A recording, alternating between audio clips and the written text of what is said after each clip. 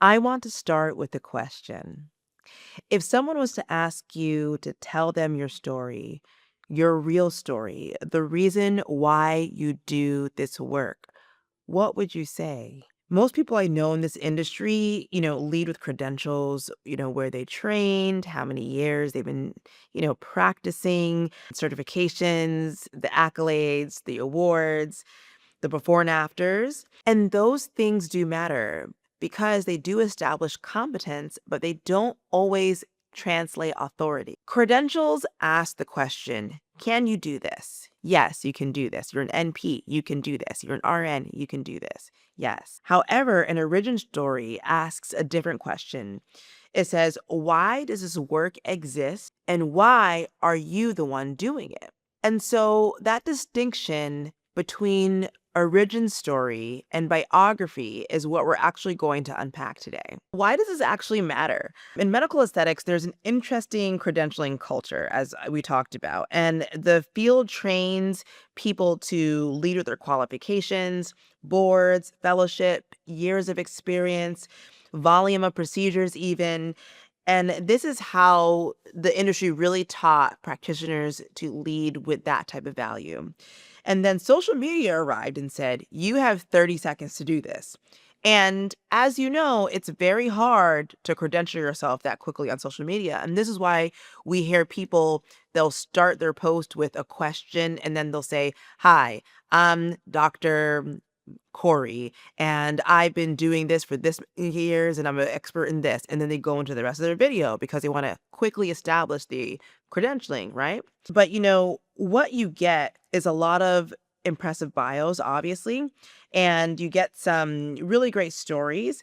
However, competence is everywhere. And I think what is not everywhere and what needs to be in places more is conviction, why you do what you do. Let's kind of unpack both of them. Someone can say, I started my practice 10 years ago.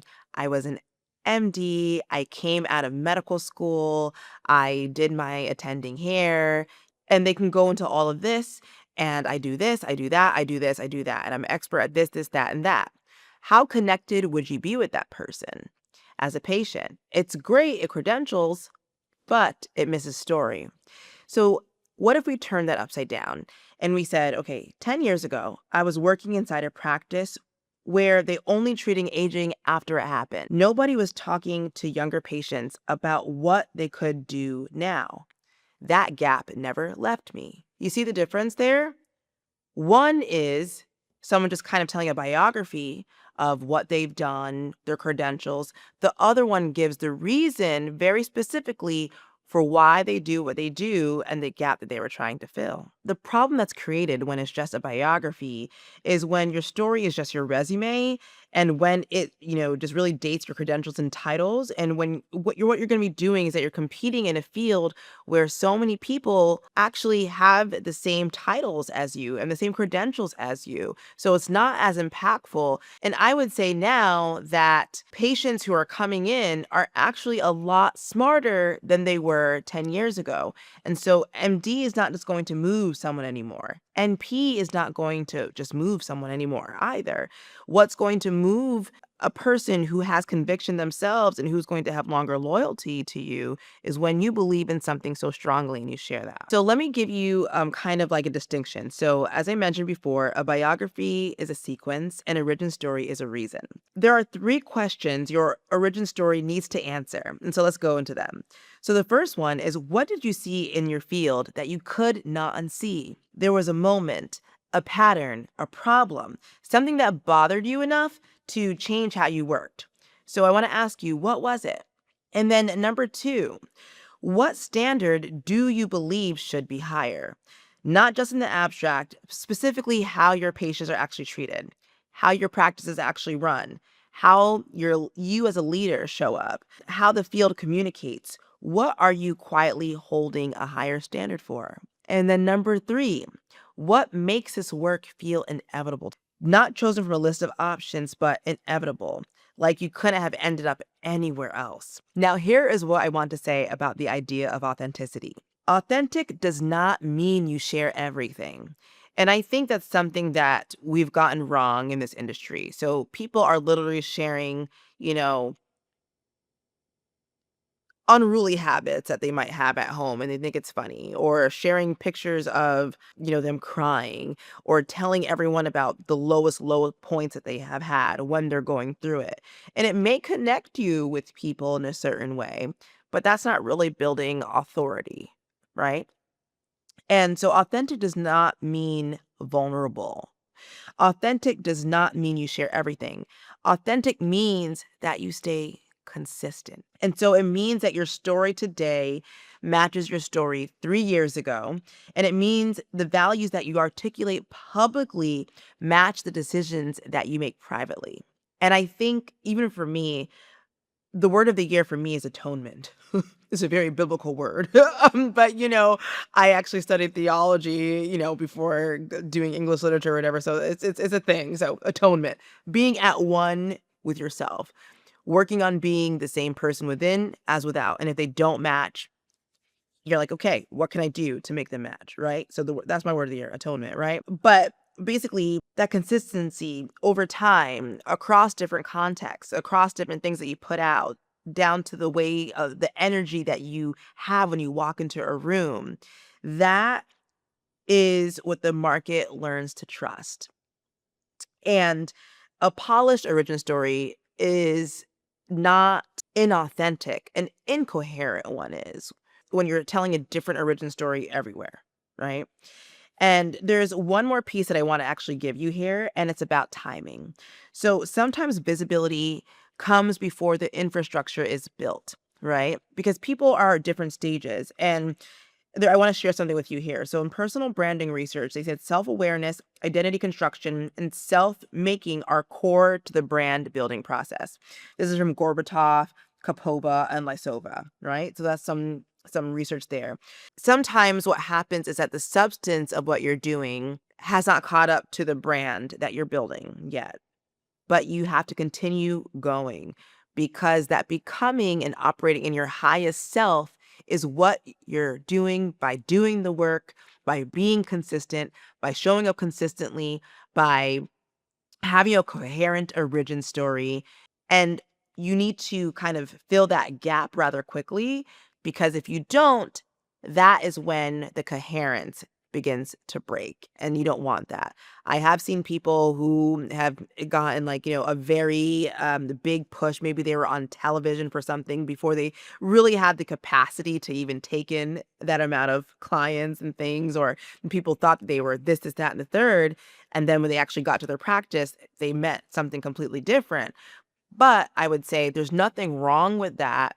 It's just a matter of, can you keep the promises that you've made to the people who are coming into your practice? So you have that coherence, right? So I actually want to share something with you from my own work, because I really believe that it illustrates more clearly what I'm trying to say here. So at Diamond Hands Media, we have a process called Excavation Before Creation.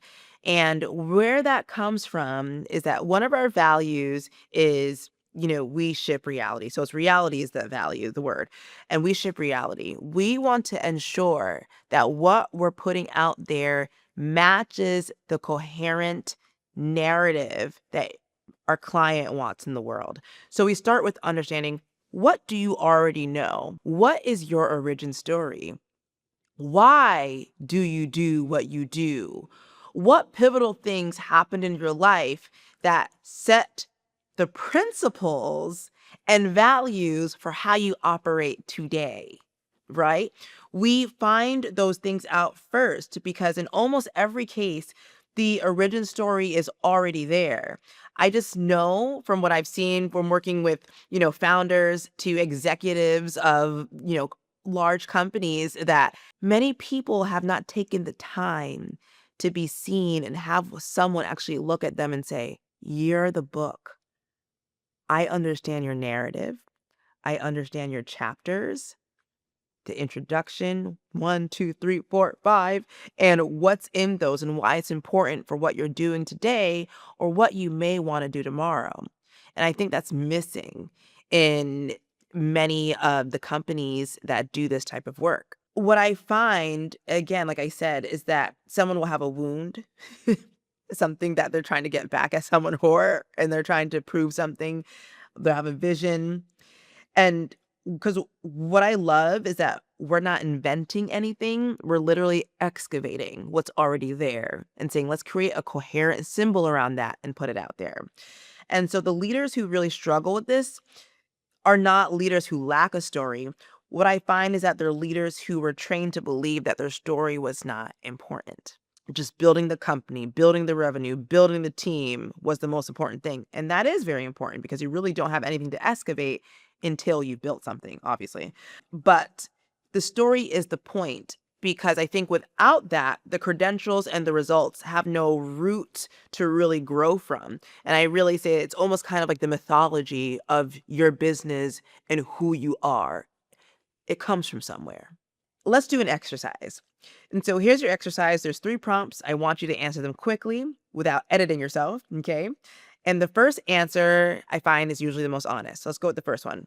The thing I saw in my industry that I could not unsee was the standard I believe should be higher is the reason I do this work now, the real reason is, and if your reason is not showing up in the way that you talk about your work, in your media, in your conversations, in the rooms where you introduce yourself, then the market is getting your biography when what they actually need is your story. As I always say, the same thing told in 10,000 different ways and expressed in 10,000 different ways. Biography again explains where you've been, and your origin story explains where you're going. I want to end with this. Your origin story is not the point.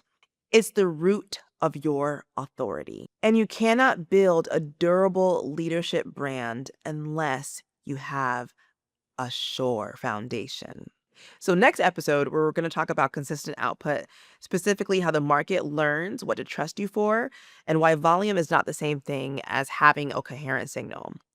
And again, at Diamond Hands Media, we've helped serious builders in medical aesthetics own their authority since 2020 through brand strategy, leadership media, and advisory that operates at the leadership level. We build the architecture.